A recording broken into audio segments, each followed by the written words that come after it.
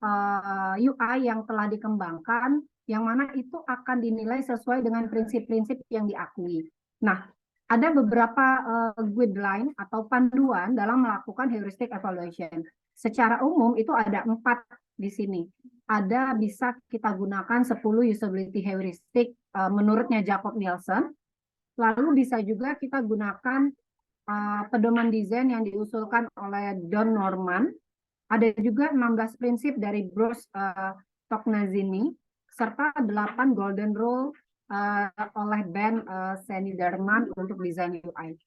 Tetapi biasanya orang lebih cenderung menggunakan 10 usability heuristic untuk yang menurutnya Jacob Nielsen.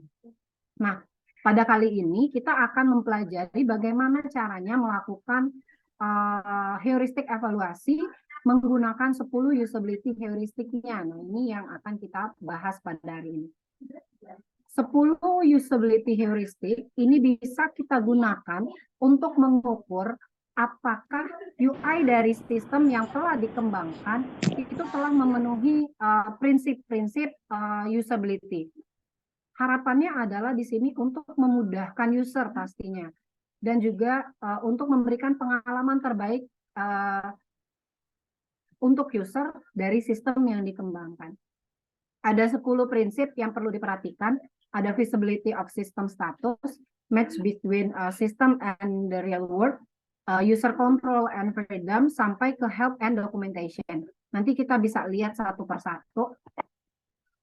Contohnya di sini ada visibility of system status ya. Di prinsip yang pertama, di sini dia akan melihat apa yang selalu diinformasikan oleh sistem, atau sistem memberikan informasi yang bagaimana kepada user. Misalnya, ini contohnya salah satunya dalam bentuk status.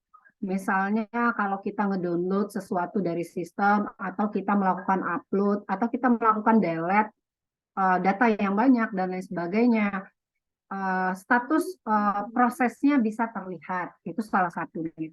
Terus yang lainnya juga bisa kita lihat, misalnya kita buka menunya, buka menu KRS misalnya. Apakah judul dan isi informasinya sudah sesuai dengan menu yang dipilih? Jangan-jangan kita kliknya menu KRS, yang muncul adalah menu KHS nih. Nah, ini salah nih. Nah, ini perlu diperhatikan kayak gitu. Nah, ini contoh di visibility of system status. Nanti saya akan menampilkan juga contoh dari hasil evaluasi yang dilakukan oleh orang lain terhadap satu sistem tertentu dengan menggunakan heuristik evaluasi ini ya. Jadi kita bisa mempelajarinya secara bersama. Lalu yang kedua terkait dengan match between system and the real world. Ketika kita mengembangkan sistem, kita harus bisa menyajikan bahasa di dalam sistem yang dikenali oleh user. Misalnya, target usernya siapa? Bahasa familiar untuk si user tersebut bagaimana? Misalnya targetnya adalah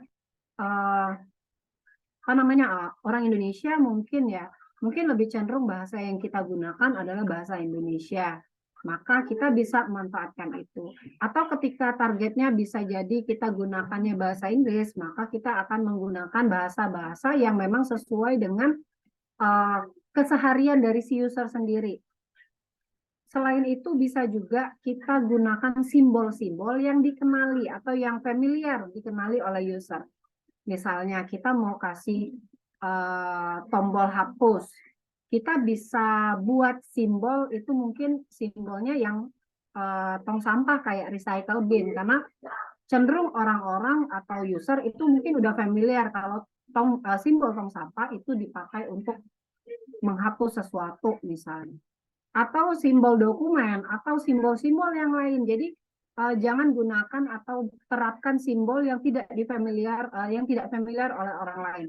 Nanti tim evaluator akan melihat apakah kalian menerapkan simbol yang sebenarnya tidak dipahami oleh evaluatornya sendiri atau orang lain. Nah, ini tidak boleh terjadi karena bisa menimbulkan kebingungan dan butuh panduan dan lain sebagainya terkait dengan penggunaan dari si sistemnya sendiri. Lalu yang ketiga terkait dengan user control and freedom. Di sini kita memberikan opsi-opsi pilihan tidak kepada si user terkait dengan beberapa kebutuhan yang di dalam sistem. Misalnya ketika ada pilihan, kita bisa memberikan kontrol dan membebaskannya. Dia bisa jadi menggunakan pilihannya atau dia bisa men-skip aja nih untuk melakukan kegiatan yang lain misalnya. Nah, jadi bisa memberikan opsi-opsi terhadap beberapa hal di dalam sistem. Misalnya ada update, contohnya nih ada update nih. Di sini sistem memberitahu bahwa ada versi terbaru yang available dan bisa di update langsung. Nah, si user boleh memilih apakah mau ngupdate-nya nanti atau di skip aja versi terbarunya, dia pakai versi yang lama, atau dia langsung mau update. Jadi kita tidak boleh membatasi sesuatu di dalamnya karena kita tidak tahu seberapa besar kebutuhan user terhadap fungsi-fungsi yang ada di dalam sistem. Nah, ini bisa terlihat. Ini contohnya, nanti banyak banget contoh-contoh lain terkait user control and freedom yang bisa kita terapkan. Lalu terkait dengan konsistensi dan standar. Nah, ini kita nggak boleh pakai bahasa yang tidak standar. Misalnya kalian pakai bahasa daerah. Mungkin kalau untuk aplikasi yang khusus, aplikasi bahasa, misalnya bahasa Sunda, bahasa Jawa, dan lain sebagainya, oke, kita pakainya bahasa tertentu. Tetapi secara umum, kalau individu user yang menggunakan itu global, maka pakailah bahasa-bahasa yang terstandar. Misalnya kalau mau unggah, ya unggah, mau apa namanya unduh ya kasih bahasa yang mudah dipahami, atau download, upload, cari, search. Begitu juga dengan konsistensi pada tata bahasa yang digunakan. Kalau kalian pakai bahasanya Inggris semua ya, maka semuanya akan pakai bahasa Inggris, nggak usah dicampur-campur ya. Misalnya judulnya pakai bahasa Indonesia, ntar tombolnya pakai bahasa Inggris. Nah, itu harusnya bisa kita tentukan ya, kalau kita mau menggunakan bahasanya Indonesia semua di dalamnya, ya terapkan dan secara konsisten bahasa-bahasa yang dipakai. Jangan tombolnya nanti kita pakainya bahasa-bahasa Inggris, tahu-tahu isinya semuanya Indonesia. Kita perspektif pengguna, misalnya penggunanya adalah orang-orang Indonesia dan lain sebagainya. Nah, jangan sampai membuat sesuatu yang tidak konsisten. Nah, itu harapan untuk yang poin keempat. Lalu yang kelima ada error prevention. Di sini mengantisipasi kemungkinan error sedini mungkin oleh user. Kalau seandainya ternyata nanti di dalam sistem ada kemungkinan error yang sudah kalian desain UI-nya. Misalnya, kita ngedesain ada form inputan untuk user name and password. Kalau misalnya passwordnya dia ketik salah, pas dia klik tombol login, ada nggak muncul pesan errornya? Atau nggak ada muncul sama sekali? Atau yang kita desain itu cuma untuk dia berhasil lalu dia masuk ke halaman menu X. Nah, harusnya ketika kita mendesain kan ada skenario ya. Di dalam skenario sistem pasti ada exception-nya, ada pengecualiannya. Kalau misalnya dia terpenuhi semua, maka seperti itu role-nya. Tapi ketika ada yang tidak terpenuhi, maka kayak gimana nih? Apakah ada pesan errornya muncul atau ada pop-up yang muncul terkait apa? Nah, ini menjadi salah satu bagian untuk antisipasi kemungkinan errornya sedini mungkin. Jadi misalnya tadi dia salah masukin password, maka dia tahu, oh salahnya di sini, maka saya harus membenarkan bagian ini. Atau ketika ada form yang salah satu text box-nya terlewat, di skip tidak terisi, maka dia tahu, oh salahnya di sini. Oh saya salah masukin tipe datanya atau apa. Nah, itu harus disampaikan dan sistem harus bisa mengantisipasi kemungkinan errornya. Nah, begitu. Lalu terkait dengan recognition rather than recall. Ini terkait dengan bagaimana caranya kita melakukan rekognisi terhadap pemanggilan data yang ada, pemanggilan objek-objek yang ada yang mengakibatkan load memori di dalam sistem. Nah, usahakan kita mengurangi memory load usernya dengan menampilkan opsi-opsi pilihan tertentu sehingga objek akan tampil secara visual sesuai dengan pilihan kita. Jadi boleh kita pakai filter untuk menampilkan report misalnya. Boleh kita pakai list button, boleh kita pakai combo button, atau drop down button sehingga si user bisa memilih apa yang mau ditampilkan. Ini akan membantu sistem untuk mengurangi kebutuhan memory load usernya ini sehingga sistem kita itu tidak terkesan lambat ya gitu. Nah, ini perlu diperhatikan dari UI-nya. UI-nya menampilkan hal yang seperti ini enggak? Ada opsi untuk itu atau tidak? Kayak gitu. Lalu yang ketujuh ada flexibility and efficiency of use. Ini terkait fleksibilitas dan efisiensi untuk memudahkan si usernya sendiri. Misalnya kita nambahin tombol search untuk pencarian, itu salah satunya. Terus juga kalau di sini contohnya misalnya kita mau cari hotel nih, kita mau nginep nih, kita mau booking hotel, kita bisa dapetin tombol pilihan misalnya kita mau hotelnya yang bintang 2 aja atau bintang 3. Atau mungkin kita bisa ambil dari yang harganya rate-nya misalnya antara 100 sampai 500.000, maka yang muncul hanya itu saja. Nah, ini memudahkan user untuk menemukan apa yang dia butuhkan. Sehingga fleksibilitas dan efisiensi dari sistem itu bisa terasa oleh si usernya sendiri. Nah, desain yang udah kita kembangkan memungkinkan nggak memiliki hal itu untuk ditampilkan. Nah, ini juga yang nantinya akan dinilai. Lalu yang kedelapan, estetik dan juga minimalis desainnya. Ini terkait huruf tadi, warna, terus dan gaya style yang kita pakai. Nah, dan juga beberapa hal mengenai komposisi dari informasi yang dimunculkan.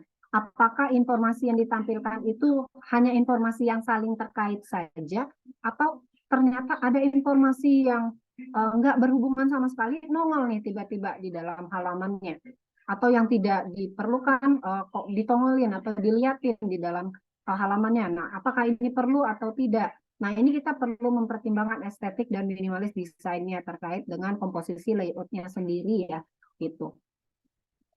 Lalu yang ke-9 ini terkait dengan help user recognize, diagnose, dan juga recover from error, di mana di sini sistem harusnya bisa membantu user ketika mereka menemukan sebuah permasalahan.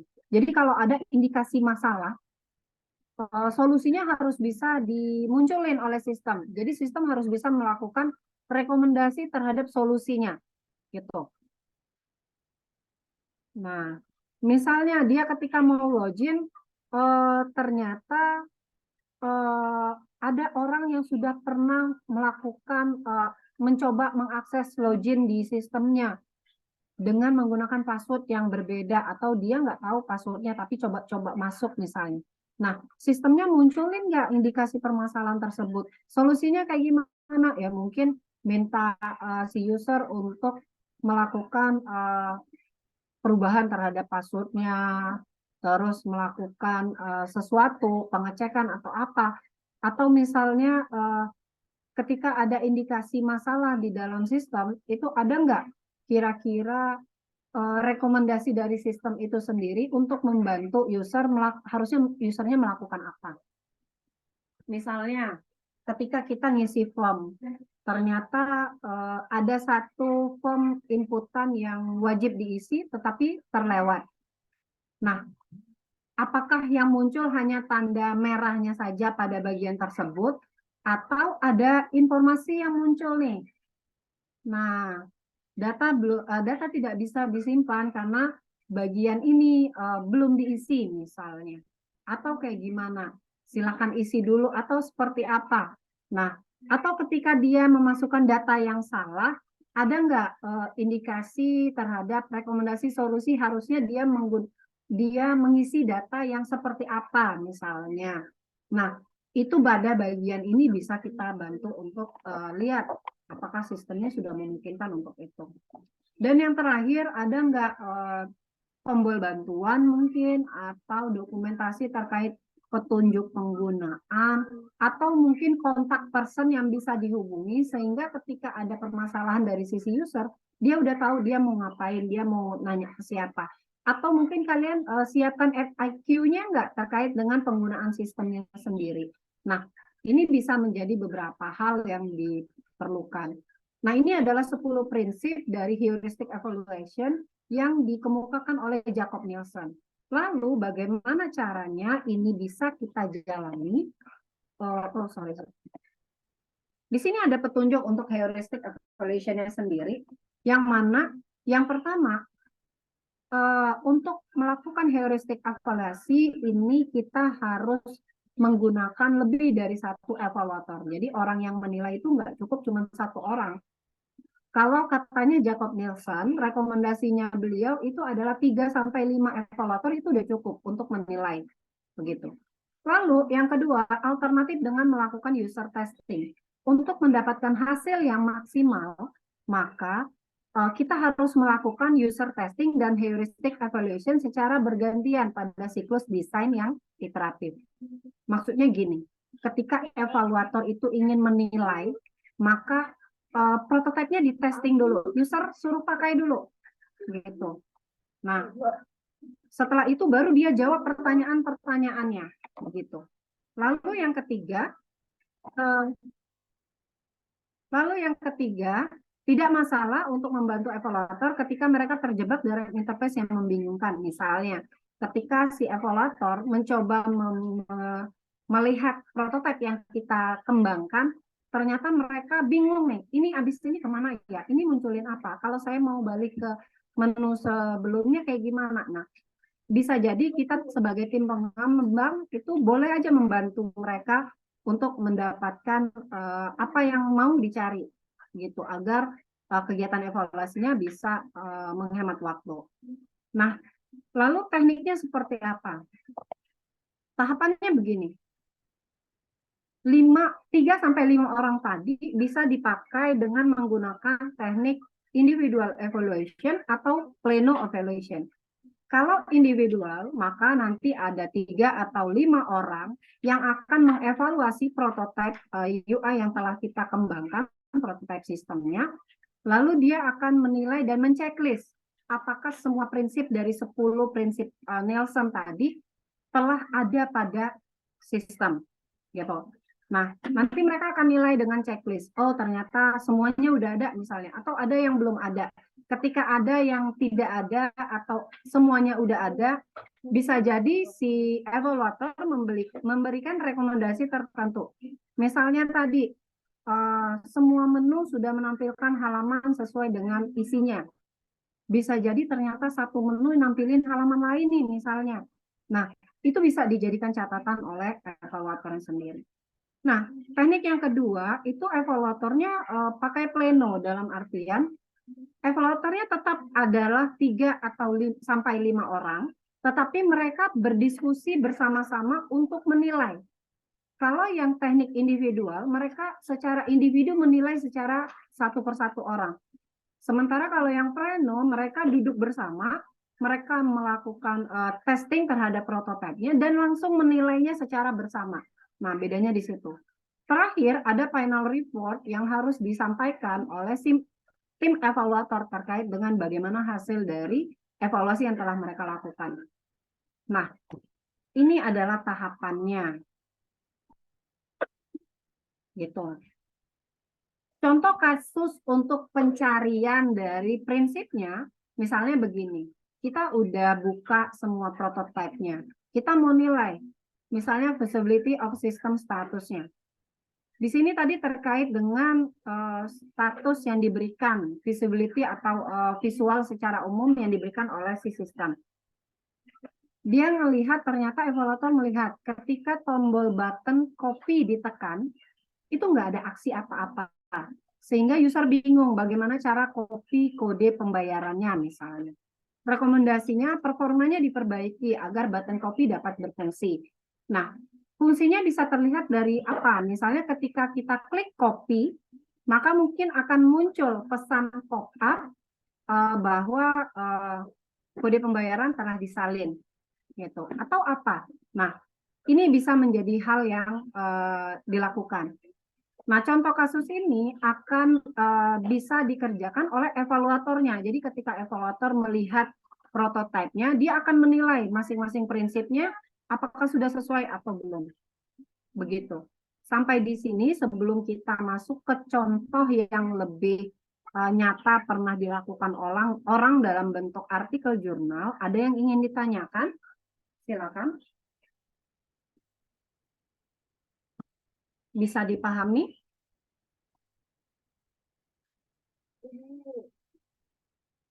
Bisa, Bu. Bisa ya. Kalau bisa, kita akan lihat contoh lain yang pernah dilakukan orang itu seperti apa. Ini contoh yang dilakukan oleh Gali Reksalingga. Nanti kalian bisa akses di jurnal Rostikom. Judulnya Evaluasi Antarmuka Prototipe Aplikasi Beranda Layanan dengan Metode Heuristic Evaluation. Kalau mau baca lengkap, silakan. Di sini, dia pastinya akan melakukan sebuah evaluasi heuristik. Nah, yang pertama perlu kita buat dulu untuk evaluasi heuristik adalah aspek apa yang mau kita evaluasi. Untuk pernyataan ini bisa kita kembangkan sendiri ya. Jadi evaluator bisa mengembangkannya sendiri atau mungkin nanti dalam tugas kali ini kita ambil langsung contoh punyanya Galih tadi boleh. Maksudnya kita langsung copy aja pernyataannya sehingga kita tidak perlu mencari-cari pernyataan yang lain. Di sini contohnya, aspek heuristiknya untuk feasibility of system status, dia ingin memperoleh fakta terkait kondisi yang mampu memberikan informasi yang terjadi pada user, baik yang sedang dilakukan, sedang di bagian apa, dan apa yang akan terjadi. Misalnya, pernyataannya adalah setiap halaman memiliki judul yang menjelaskan isi halaman. Nanti tim evaluator akan bisa menilai apakah prototipe yang muncul itu menampilkan judul dan isinya sesuai dengan halaman yang sebenarnya dia pilih. Jadi kalau dia pilih di menu ini, dia muncul sesuai misalnya. Atau setiap halamannya ada judul dan ada isi misalnya ya. Terus nama menu dan halaman udah sesuai. Nah, ini tadi kalau menunya adalah KRS, jangan sampai yang muncul isinya adalah KHS gitu misalnya. Terus icon dan desain skema di setiap halaman sudah konsisten. Ini kalau ada icon-icon, terus juga kalau ada simbol, tombol, itu udah sesuai gitu. Dan udah konsisten di semua halaman. Nah, terus terkait dengan poin yang kedua, match between system and the real world. Nah, misalnya icon yang digunakan adalah icon yang digunakan secara umum, terus nama menu udah ditulis logis dan dimengerti oleh pengguna. Pesan error menggunakan bahasa yang dimengerti, misalnya. Terus terkait user control. Lalu di sini misalnya terdapat tombol bantuan ketika sistem tidak memproses apapun atau ada kesalahan tertentu. Pengguna memiliki fleksibilitas pencarian. Terus juga jika sistem memiliki menu atau halaman berjenjang, pengguna dapat dengan mudah kembali ke menu atau halaman sebelumnya, misalnya ya. Nah, ini adalah contoh-contoh pernyataannya. Nanti kita bisa gunakan, gitu. Jadi kalau kurang lebih ini cukup banyak, ada 28 untuk ke 10 prinsip dari heuristic evaluation-nya. Nanti untuk menilainya banyak cara. Jadi pernyataannya tadi kita munculin ada 28. Kalau di artikel ini, evaluator melakukan penilaian dengan mengisi skor 1 sampai 5. 1 itu adalah tidak setuju, sangat tidak setuju. Nanti 2 itu tidak setuju. 3 itu mungkin netral. Nanti 4 itu setuju, 5 itu sangat setuju. Nah, di sini. Yang mana jawaban sangat setuju dan setuju itu diartikan bahwa itemnya ditemukan. Apabila ada jawaban yang tidak setuju dan sangat tidak setuju, itu berarti itemnya tidak ditemukan. Ini contoh yang dilakukan. Tetapi bisa juga kita memakai intervalnya tidak 1 sampai 5, tetapi 0 dan 1. 0 dan 1 ini mewakili apa? bisa jadi 0 itu tidak ditemukan, 1 itu ditemukan. Misalnya untuk pertanyaan yang pertama. Setiap halaman memiliki judul yang menjelaskan isi. Berarti tiap halaman dari prototipe sistemnya ada judul dan isinya sesuai dengan judulnya. Kalau kita temukan itu semuanya, maka nanti bisa jadi jawabannya ya ditemukan. Maka kita bisa kasih skala interval yang 1 misalnya. Tetapi kalau misalnya ternyata dari 10 halaman terdapat 2 halaman yang ternyata nggak sesuai sama isinya, maka jawaban kita adalah tidak setuju atau tidak ditemukan ya, tidak ditemukan, maka mungkin interval yang dipakai itu 0. Tetapi dikasih catatan, misalnya dari 10 halaman terdapat 2 yang tidak menampilkan sesuai dengan judulnya, misalnya isi halamannya tidak sesuai dengan judulnya. Nah, yaitu di halaman berapa sampai halaman berapa. Lalu rekomendasinya seperti apa. Nah, itu bisa dilakukan oleh evaluator. Jadi teknik untuk menjawabnya itu checklistnya bisa aja kita checklist pada bagian ya atau tidak, atau kita pakai skala skor 1 sampai 5. Mungkin untuk latihan kita pada minggu ini, itu kita pakai skor interval 0 sampai 1 aja. Jadi ditemukan atau tidak ditemukan. Nah, jadi nanti kita bisa hitung begitu sebenarnya.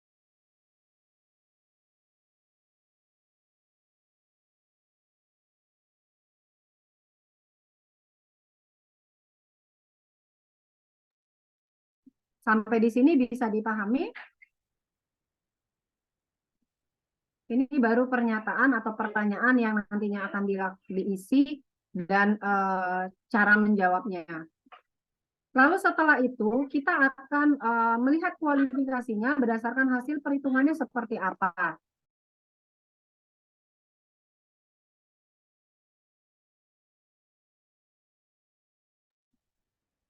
Di sini ada perhitungan skornya. Persentase 0 sampai 54 itu kurang baik. Dalam artian UI-nya tidak berhasil menerapkan prinsip heuristic evaluation. 55 sampai 64 itu cukup baik, tapi juga masih masuk kategori tidak berhasil ya. Nah, yang berhasil itu di atas 65. Harapannya bisa di atas 85 gitu. Nanti hasil perhitungannya dipresentasikan. Ini tadi dia pakai skalanya 1 sampai 5. Maka nanti masing-masing evaluator itu akan menceklis. Jadi kita akan bikin kuesioner ya, kita akan buat formnya. Nanti evaluator akan jawab, dia checklist pada bagian Q1 jawabannya apa. Oh misalnya ditemukan, maka dia tandai yang bagian ditemukan. Terus Q2 jawabannya apa. Nanti berapa banyak yang menjawab 5, berapa banyak yang menjawab 4 misalnya kalau dia pakai skala interval 1 sampai 5, itu dipresentasikan. Misalnya di sini kalau untuk yang artikel ini, dia mengambil responden itu sebanyak 20 responden. Maka dari 20 orang itu, berapa persen yang menjawab 5? Oh ternyata untuk Q1 semuanya jawab 5. Tetapi untuk Q2, persentasenya seperti ini. Nah, gitu. Untuk yang jawab 3, misalnya untuk di Q4 ada begini. Nah, jadi nanti kalian bisa hitung persentasenya sendiri. Gitu. Lalu nanti dari sini kita akan bisa hitung rata-ratanya sehingga dapetin poin yang ini tadi. Kalau ini dia nggak ngitung rata-rata ya, tapi harapannya kalian bisa ngitung rata-rata sehingga nanti masing-masing itu akan kelihatan kualifikasinya. Misalnya pada feasibility of system status. Dari ini semua, maka rata-ratanya berapa? Apakah ada di 65 sampai 84 atau mungkin ada di 85 sampai 100? Gitu. Nanti yang match between juga rata-ratanya bagaimana, user control dan lain sebagainya rata-ratanya berapa. Setelah didapatkan rata-rata secara individu tadi, maka kita bisa rata-ratain secara keseluruhan. Nah, gini. Di sini dia merata-ratakan, tapi rata-ratanya nggak muncul di tabel ya, tapi dalam bentuk deskripsinya. Dia rata-ratain ada sekian. Nah, gitu. Lalu di sini kita bisa lakukan pendefinisian dari rekomendasinya. Jadi dari catatan-catatan yang di sini, evaluator harus kasih rekomendasinya apa. Oh, ternyata di pernyataan 7 itu nggak ada dialog pemberitahuan pas kesalahan muncul. Jadi misalnya ketika ada kesalahan, tapi nggak dilengkapi dengan adanya pop-up pemberitahuan atau apa. Nah, ini sarannya perlu ditambahkan. Lalu misalnya di pernyataan 26, di sini tambahkan halaman yang menjelaskan menu dan fitur yang terdapat pada aplikasi. Terus tambah di pernyataan 28 misalnya, tambahin kontak admin di aplikasinya atau pakai live chat agar kalau penggunanya kesulitan dia bisa menghubungi langsung. Nah, ini contohnya seperti ini. Sampai di sini bisa dipahami contoh yang dilakukan. Sebelum saya jelaskan bagaimana cara kerja kalian melakukan evaluasinya.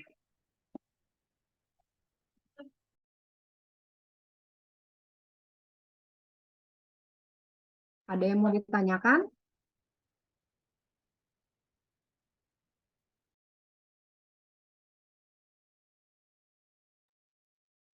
Ada yang mau ditanyakan atau tidak?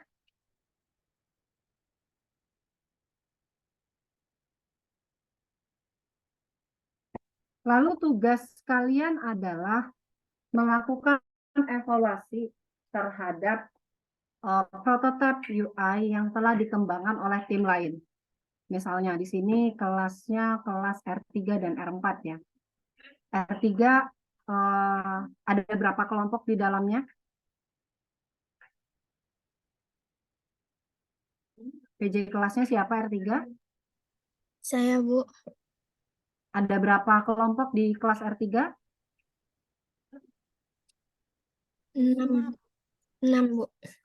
Ada 6. Masing-masing kelompok berapa anggota timnya? 5 sampai 6 orang, Bu. Ada yang 5, ada yang 6 orang. Oke. Nah, berarti ada kelompok 1, ada kelompok 2, kelompok 3, 4, 5, dan 6. Kelompok 1 dari R03 siapa ketua kelompoknya? Ketua kelompoknya ada di sini.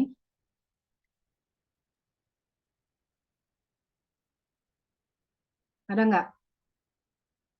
Kelompok 1. Kemarin kelompoknya pakai nama, Bu, kemarin. Oke, kemarin kelompoknya pakai nama. Nah, kelompoknya namanya apa aja? Saya mau kasih contoh biar kalian paham. Boleh diketik di kolom chat.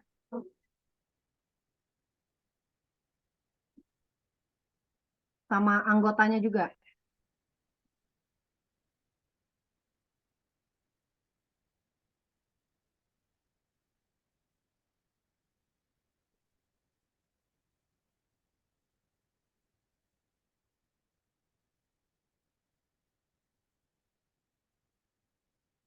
Ini ada kelompok Signiverse. Ini anggotanya siapa aja nih?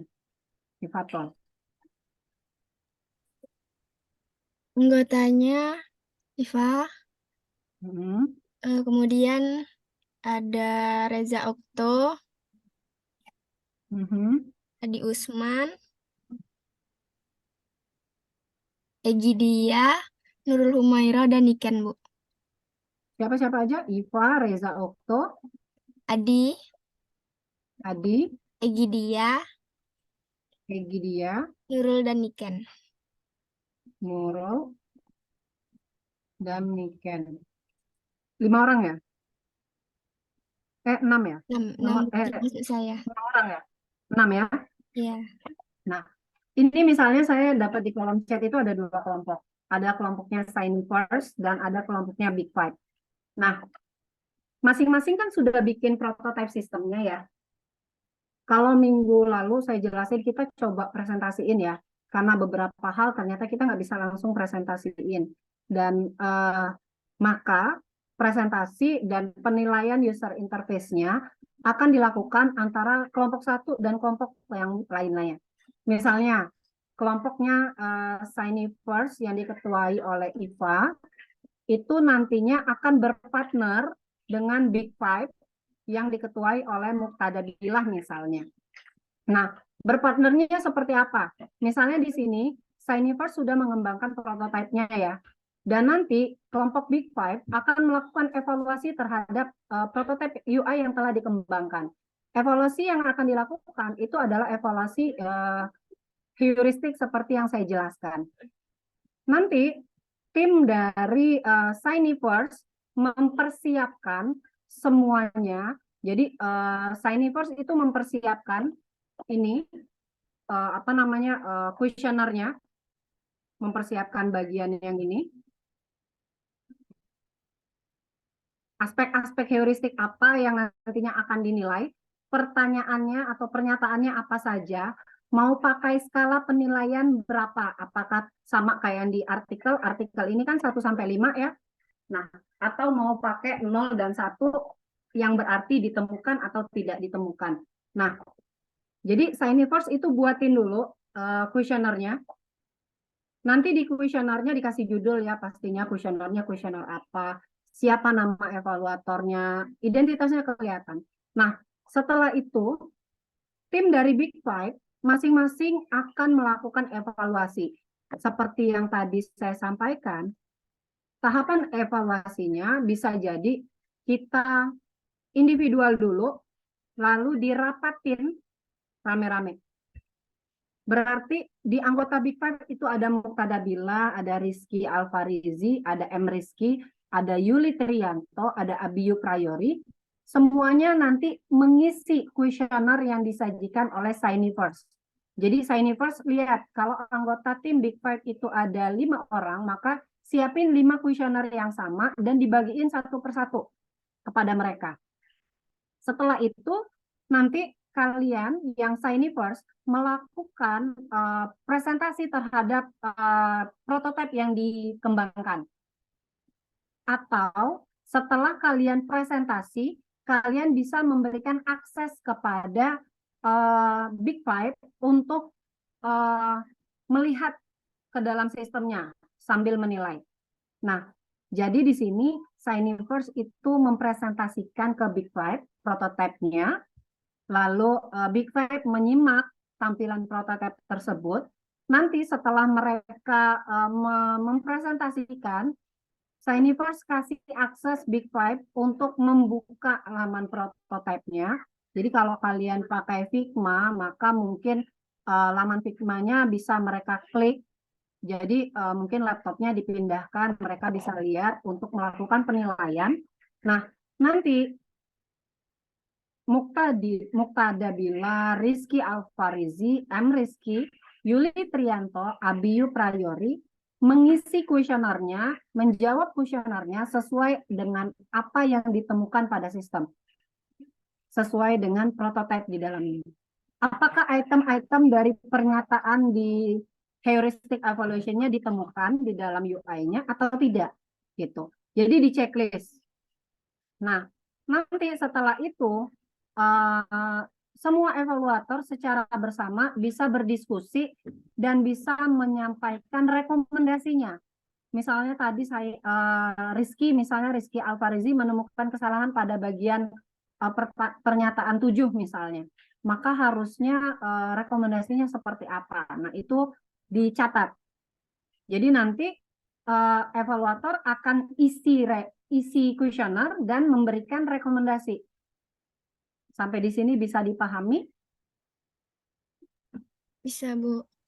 Bisa, Bu. Lalu, setelah ada rekomendasi dan isian kuesioner dari Big Five tadi, tim dari Signiverse melakukan kalkulasi perhitungan terhadap berapa persentase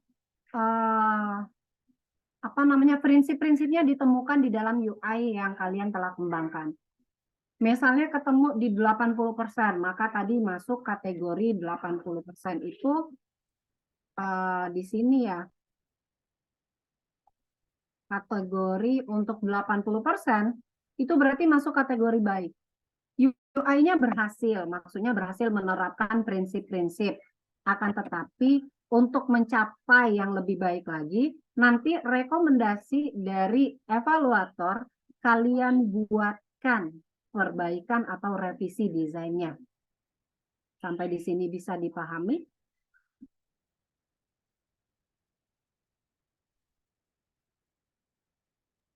Bisa, Bu. Ada yang mau ditanyakan? Nih contohnya di sini dia kasih rekomendasinya begini, rekomendasinya ini. Ketika rekomendasinya adalah rekomendasi yang baik untuk UI kalian, maka nanti kalian bisa tambahin perbaikannya seperti apa dalam UI-nya. Nah, proses evaluasi heuristiknya nanti akan didokumentasikan bersama dengan dokumentasi dari deskripsi desainnya. Hanya saja kemarin untuk format format dari dokumen desain perangkat lunak yang saya share di grup itu belum masuk pada bagian evaluasi ya. Jadi nanti saya kasih template lagi untuk kalian lihat. Ada penambahan pada bagian hasil pengujiannya. Nah, bagian yang kemarin sudah di-share itu yang ini ya, yang template yang ini.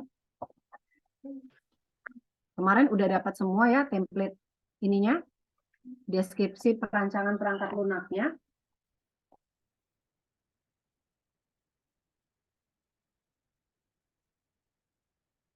Yang ini. Nah, di sini kalian lihat ada A, B, C, D, E. Ini kemarin sudah sampai matrik keterunutan ya. Ada deskripsi rinci desain antarmukanya. Jadi ini ya.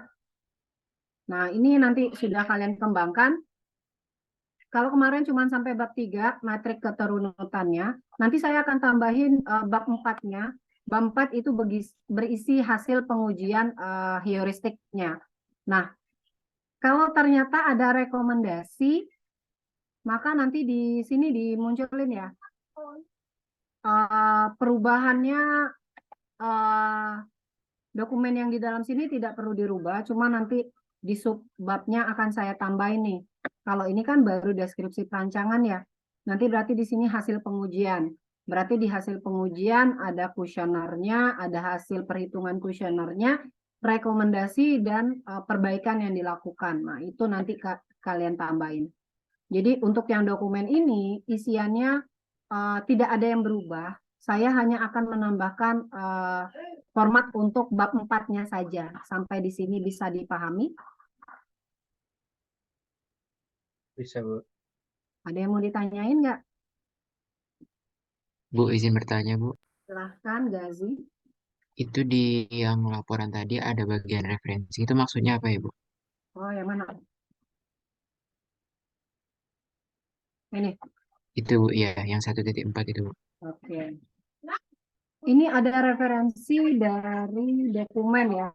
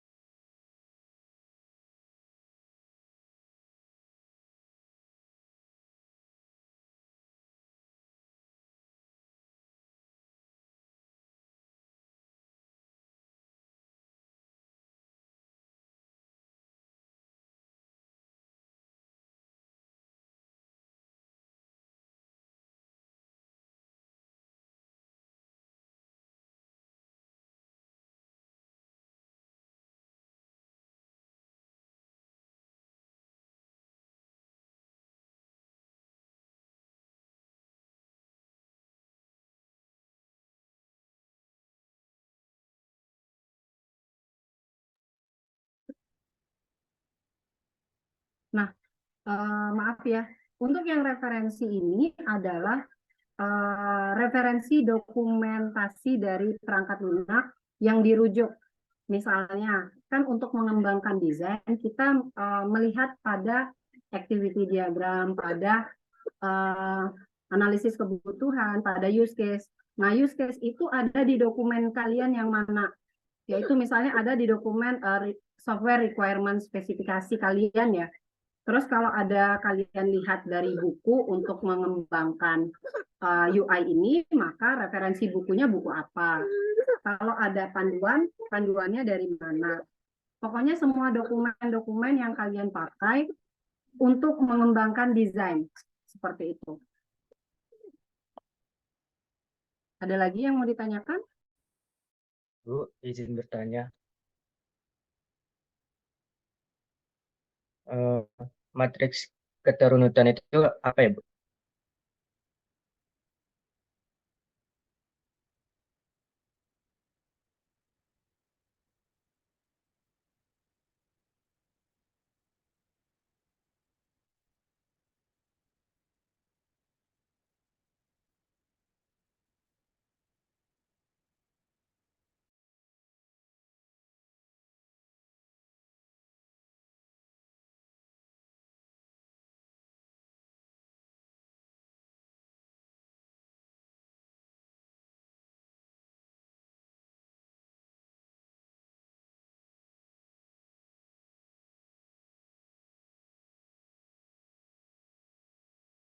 Oh, masih di mute.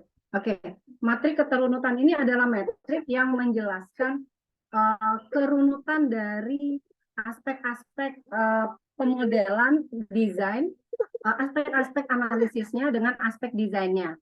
Misalnya, kemarin kalian buat kebutuhan sistem ya, ada skenario di dalamnya.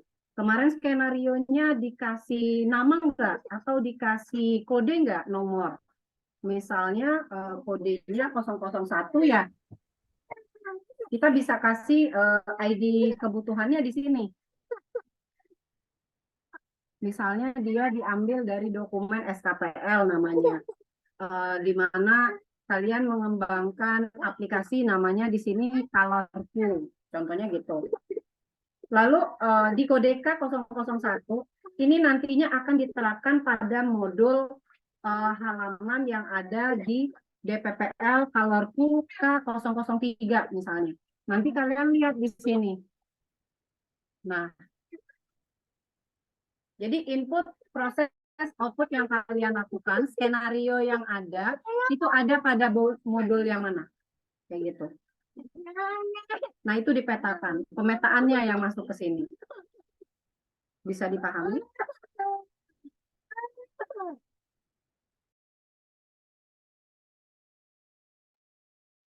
Ya, Bu.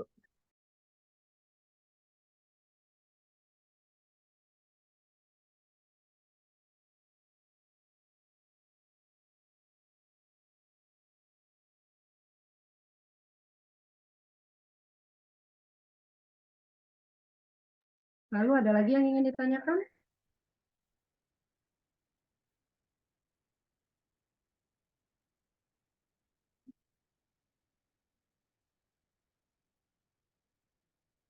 Nah, yang perlu diperhatikan juga, nanti saya membebaskan kalian memilih partner untuk evaluasinya. Jadi misalnya tadi ya, kalau kita contohin kelompok tadi, ada kelompok Signiverse mungkin mau partneran sama Big Five, nanti bisa Signiverse yang presentasiin prototype, Big Five yang menjadi evaluatornya, boleh. Atau nanti juga partnerannya timbal balik, maka nanti Big Five juga presentasi prototipenya dan Signiverse nilai, boleh begitu. Catatannya, satu orang tim hanya boleh menilai satu prototipe sistem tim kelompok teman lainnya.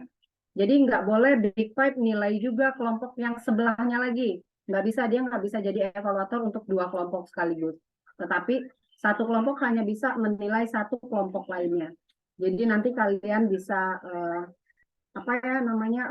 berkoordinasi dengan kelasnya. Misalnya Signiverse mau melakukan evaluasinya dengan siapa? Boleh boleh beda juga, misalnya Signiverse tadi dia yang nyajikan prototipe, Big Five yang mengevaluasi.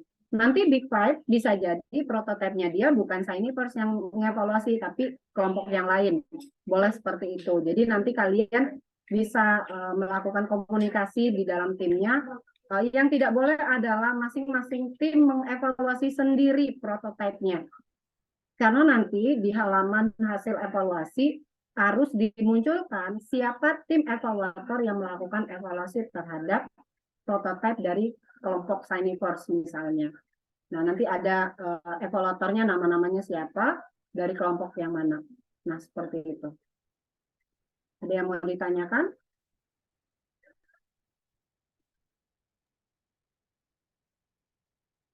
Bisa dipahami semua? Ya, Bu. Ada yang mau ditanyain atau tidak? Hasil evaluasinya bisa kalian submit. Kalau kemarin saya bilang untuk semua desain report dikumpul di hari Sabtu ya, karena ada tambahan evaluasi heuristik, maka saya izinkan dikumpul sampai di pertemuan minggu depan, berarti sampai di Rabu sebelum sesinya dimulai. Berarti di Rabu dini hari. Paling lambat itu sudah disubmit. Nah, untuk submission-nya sekarang mungkin belum saya sediakan di e-learning, akan saya sediakan sebelum di Sabtu, jadi nanti bisa kalian submit di dalam sana. Yang disubmit adalah dokumen dari yang desain perangkat lunak tadi, yang nanti template-nya akan saya tambahkan untuk hasil pengujian heuristik. Bagaimana? Apa ada yang ingin ditanyakan lagi atau sudah cukup paham dan bisa dimengerti semuanya?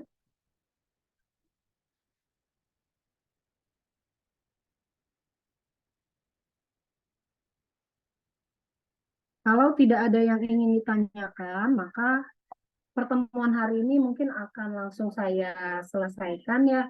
Jadi silakan berdiskusi dengan tim kelompoknya dan tim kelompok lain pada kelasnya masing-masing. Jangan lintas kelas ya, jadi harus di kelas yang sama. R3 dengan R3 lagi, R4 juga dengan R4 lagi. Karena nanti di e-learning itu nggak bisa lintas kelas ya.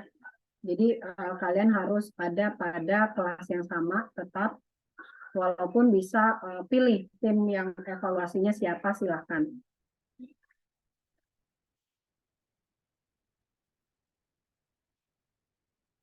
Sepertinya nggak ada yang ingin ditanyakan untuk yang evaluasi heuristiknya, maka pertemuan kali ini mungkin saya cukupin sampai di sini.